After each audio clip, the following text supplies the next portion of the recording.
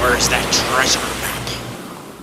Hey, what's up, everybody? It's a Pirate Stacker, and I am back with my buddy, the Coin Guy. All right. We're out here at the Volusia County Fairgrounds, and I picked up some awesome barbers today, but we've got a very important question to ask that I've been hearing from a lot of you, and that is, how do you get started in the coin business? How did you start to sell coins like you do? And I'm going to flip this around so we can hear what he has to say. All right, so tell me your story. Yes. How did you get into all of this? Well, my dad started me when I was 7 years old. We'd go down the basement in upstate New York, and that was my allowance. He paid me. I sat on a paint can, and he opened up the safe, and he paid me in handfuls of wheat pennies or Walking Liberty half here and there, and I always made out better because he wanted to give me $5, or we can go down and look at coins. So we had good quality time, and we went through it. And then over time, I went in the Navy, and when I got out, I always had the coins put somewhere. And in 1991, I started setting up as a dealer in upstate New York, and then going to shows. And then when I came to Florida in 2004, I started setting up at some flea markets and still doing shows, but just buying and selling. And I first started buying from a magazine. Basically, I didn't want to sell my collection, and I started buying from a company called Coast to Coast. And I bought a roll of Morgan dollars, and I just put them out. And I figured that people would bring me Morgans because they saw I was selling Morgans, so they would, maybe somebody would bring me Morgans. But they started buying Morgan dollars that I was making a profit buying from the magazine. Gotcha. So it really came that easy. You had an Yes. interest in coins. Yep. You saw an opportunity that you could pick something up at a better price than what you thought you could sell it for, and literally it just went from there. Yes, I was trying to use it as advertisement so that other people could see that I have it, and they would go home and sell me their collection.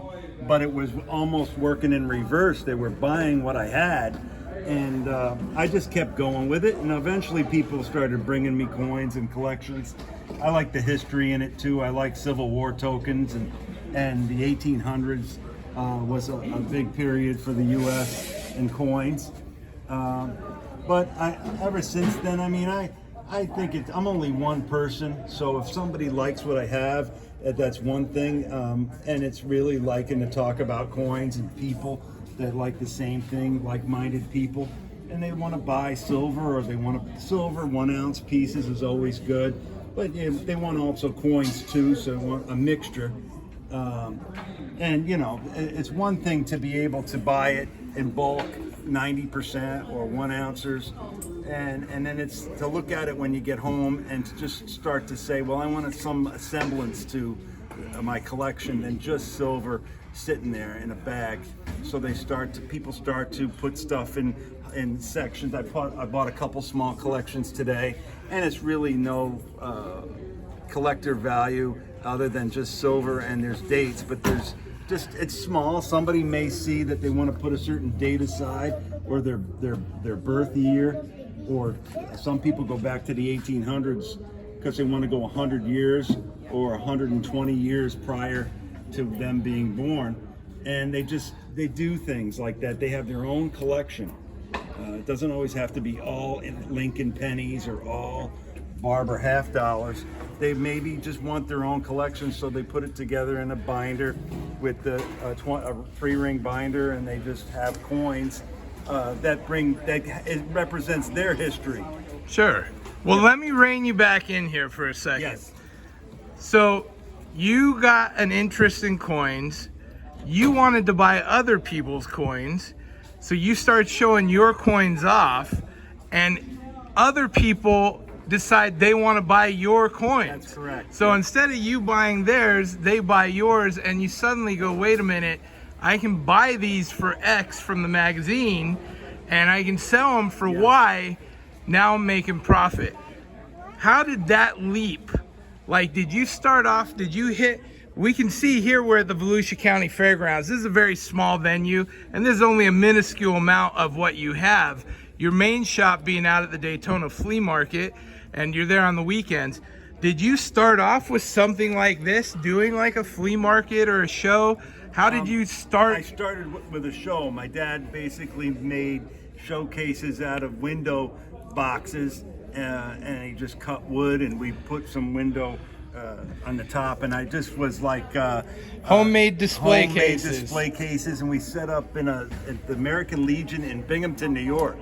American Legion, that is old school. In 1990, 1991. Wow. And so it was just kind of poking at it and going to the shows and being in and around other dealers that I wanted to do it. Once it gets in your blood, you want to be around that atmosphere of like-minded people and people looking for certain dates. You get hooked. Yes, you just I mean, just like us, stacking and collecting, you get hooked, and that's easy. So we definitely could see that. Now, a lot of people in my community, you know, we have a platform with YouTube where we have a channel, so a lot of them get their feet wet doing an auction or selling on their channel, but a lot of them are wanting to make that move to a brick and mortar scenario. Yes.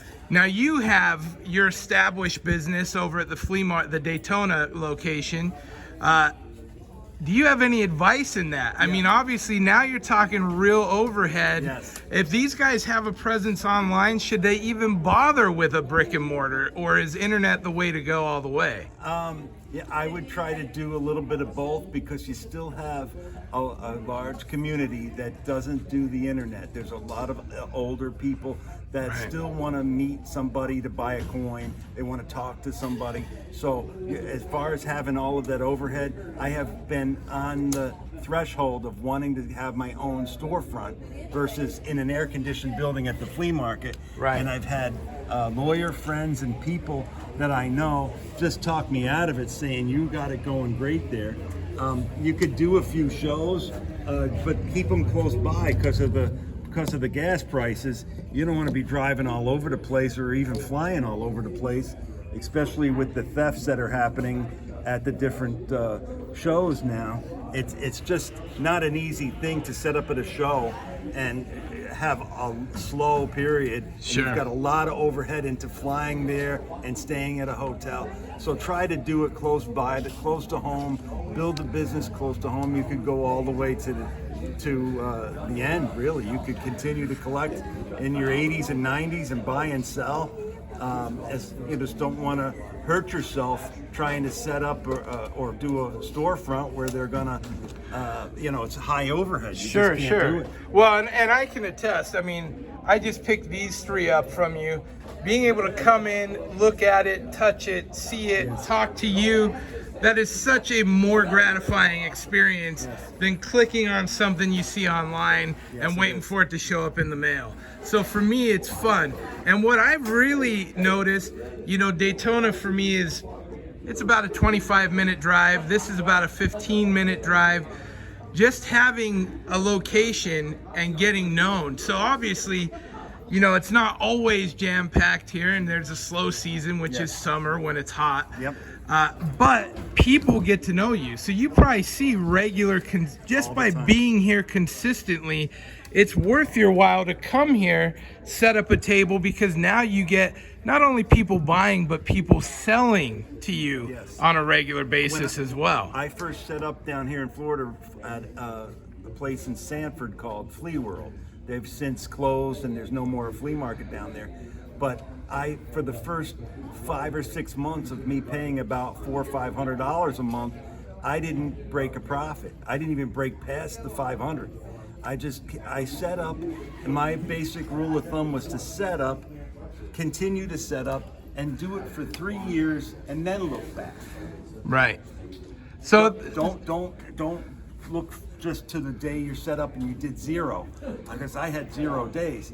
Just you set up and you continue to see people, and they continue to see you, and you never know. Next thing you know, you're sitting in somebody's living room buying $8,000 worth of coins. Now, would you say that being a coin enthusiast is key to having a coin shop? Yes. Because profits, if you're here just for the money, there's got to be lean times at some point.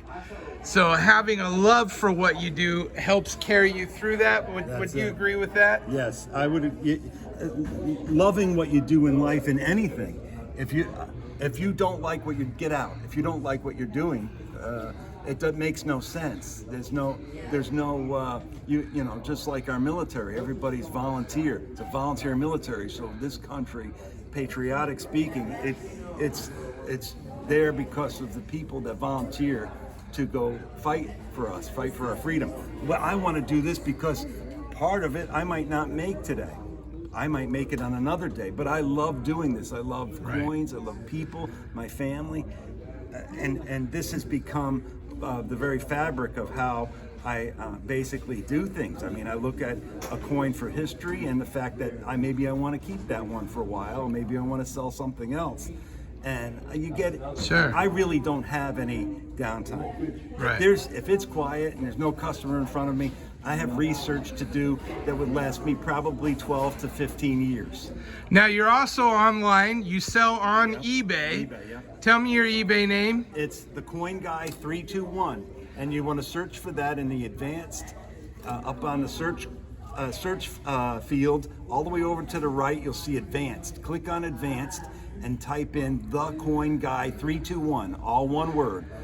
The Coin Guy and the number 321 on the end, and you'll find me. And here is all of his pertinent information. If there's anything you're looking for, hit him up. He's a great guy. He'll make you a deal. Tell him Pirate sent you, and definitely give him some time to help you out. He can do that. Hey, always, Richard, thank you for your time. Great time today. We will see you this weekend. I'm coming out to your other location, and have a great rest of the week. Yes. That is it for today. We will see you all next time.